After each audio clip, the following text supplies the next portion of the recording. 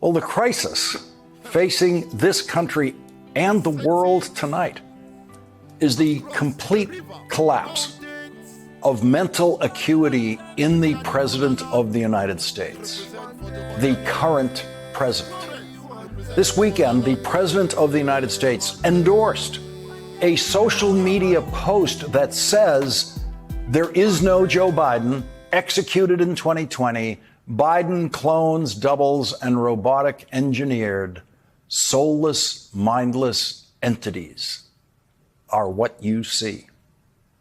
Needless to say, Donald Trump is the only president in history who can publicly embrace and accept and believe such insanity without immediately provoking a rush of questions by the White House press corps and news organizations around the world about the sanity of the American president, which means that the insanity of the current American president is now officially taken for granted in the news media. No huge banners on the cable news network that recently devoted itself to the issue of presidential mental acuity. The overwhelming majority of the American news media has absolutely no problem now with Donald Trump saying there is no Joe Biden executed in 2020.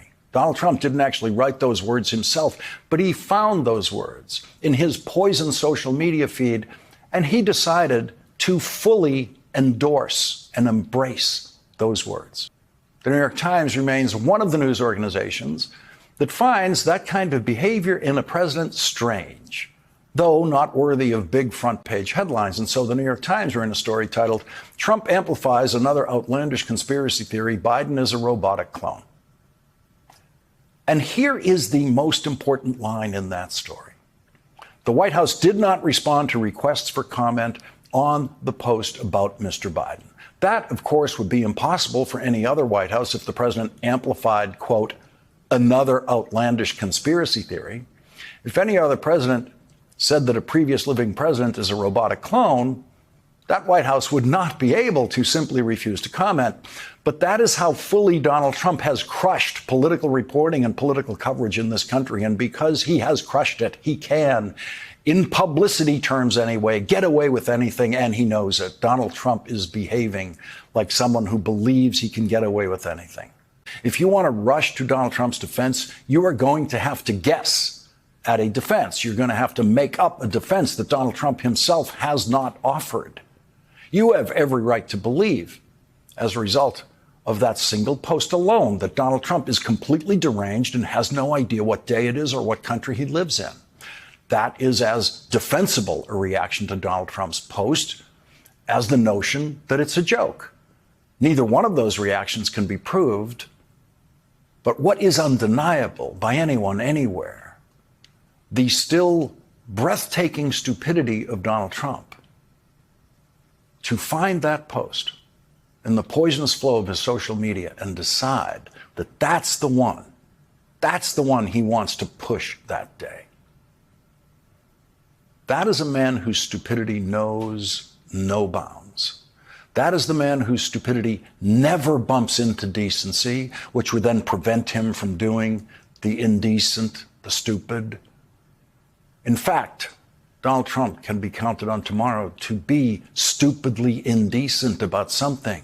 And Joe Biden never appointed anyone to anything as incompetent and reckless and cruel as Elon Musk, who bid his farewell to his formal engagement of service with the Trump administration on Friday in the Oval Office, where his physical behavior gave many indications of possibly confirming the headline that emerged in the New York Times that very day.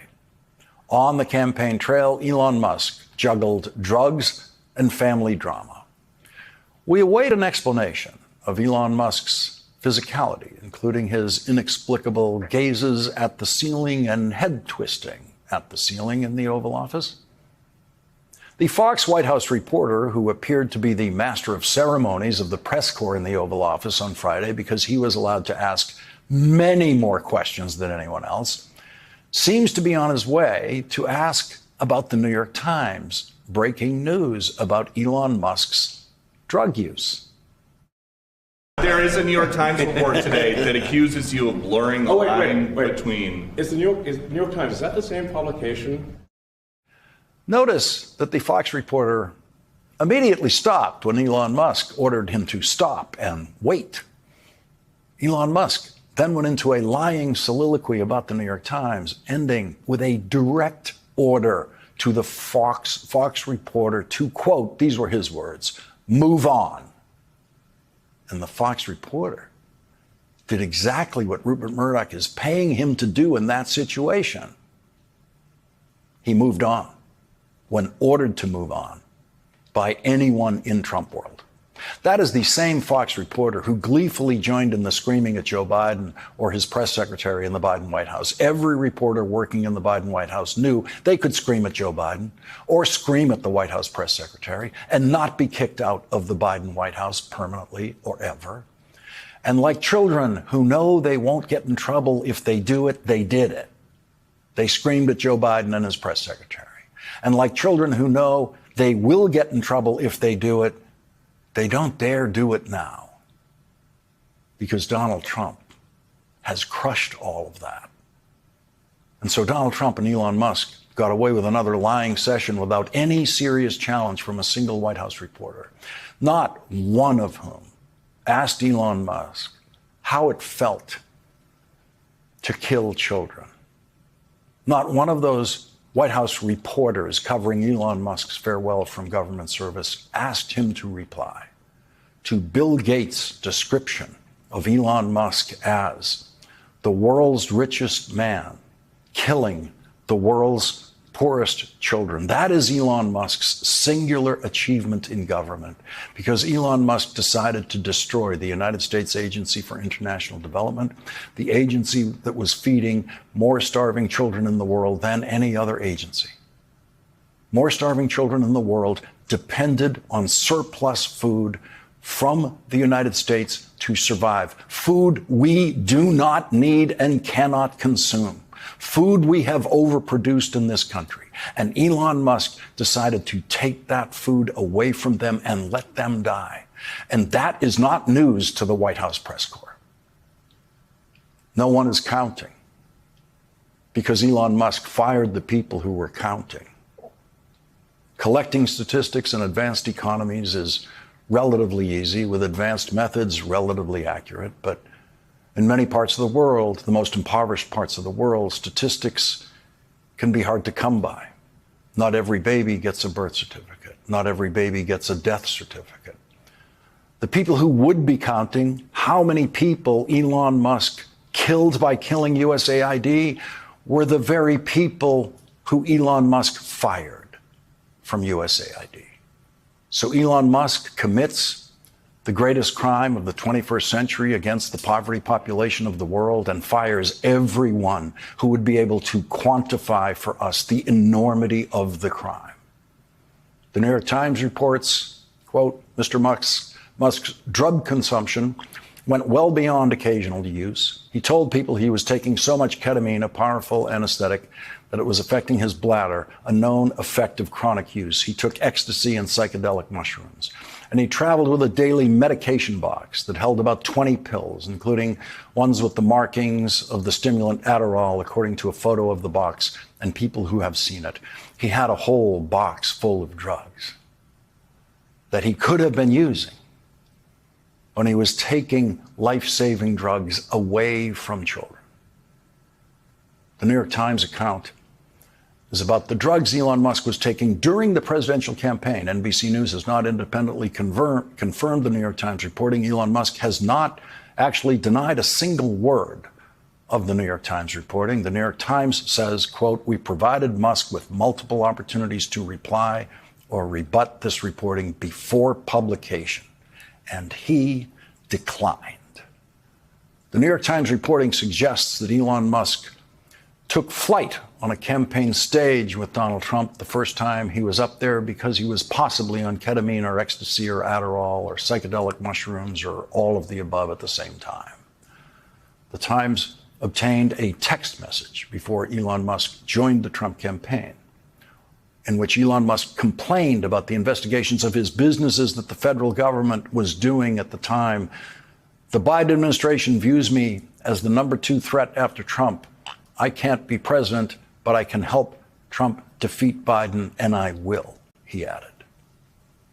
And the rest is tragic history. The richest person in the world poured money into a presidential campaign, more money than anyone else in the history of political contributions. And he did it to end the investigations that the federal government was aiming at his business activities. And of course, Donald Trump ended those investigations because you get what you pay for with Donald Trump, especially if you're the richest person in the world.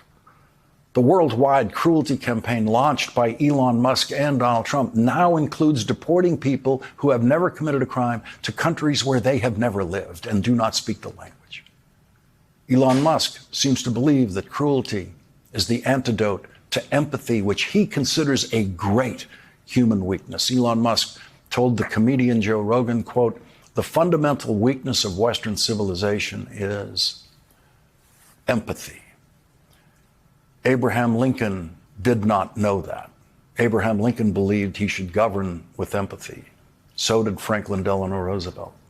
So did most presidents, some better than others. It was empathy coupled with geopolitical and public health wisdom that led President George W. Bush to create the President's Emergency Plan for AIDS Relief, which saved 26 million lives in Africa alone before Elon Musk decided those lives were not worth saving. Has anyone in the world died because of what Elon Musk did? Listen, yes or no, reclaiming my time. If you won't answer, that's a loud answer. No one has died because of USAID. The people who have died as a result of cutting off the oxygen of a woman in Burma and denying HIV/AIDS treatment to those in Africa. They are dead now at the hands of Elon Musk and his co-conspirators. This is why I'm introducing the Rubio Act. So you focus on the one job that the Senate gave you to serve as our Secretary of State because you are clearly distracted. Okay? After the last few months, I understand why President Trump has such colorful nicknames for you. You're obedient. You're following the rules. You will do anything the president tells you to do without regard for the law, the Constitution, America's security, or standing as a leader in the world. Unlike you, I do not fear crossing Donald Trump. I refuse to give up on these children. Marco Rubio did not tell the truth to the committee, and the proof that he was not telling the truth is that he has changed his story after that testimony. The Washington Post fact-checked Marco Rubio's testimony, saying, "There is no dispute that people have died because the Trump administration abruptly suspended foreign aid. One might quibble over whether tens of thousands or hundreds of thousands have died." In his testimony, Secretary of State Rubio tried to contradict reporting from Africa from the New York Times' Nicholas Kristof. Nicholas Kristof responded to Rubio's testimony, writing in the New York Times, "Let me help Rubio with the truth. Meet Evan Anzu, a 5-year-old boy who was born with HIV in South Sudan. I mentioned Evan in a column in March from South Sudan. This was a child as precious as yours or mine.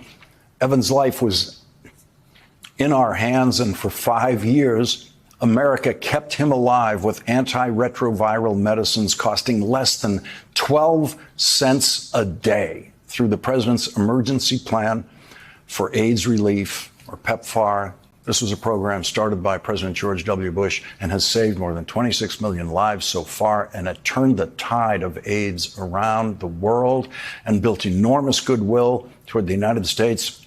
Then along came President Trump and his freeze on most humanitarian aid in January. How could a 5-year-old orphan possibly obtain medicine on his own? Evan weakened and soon died of an opportunistic infection.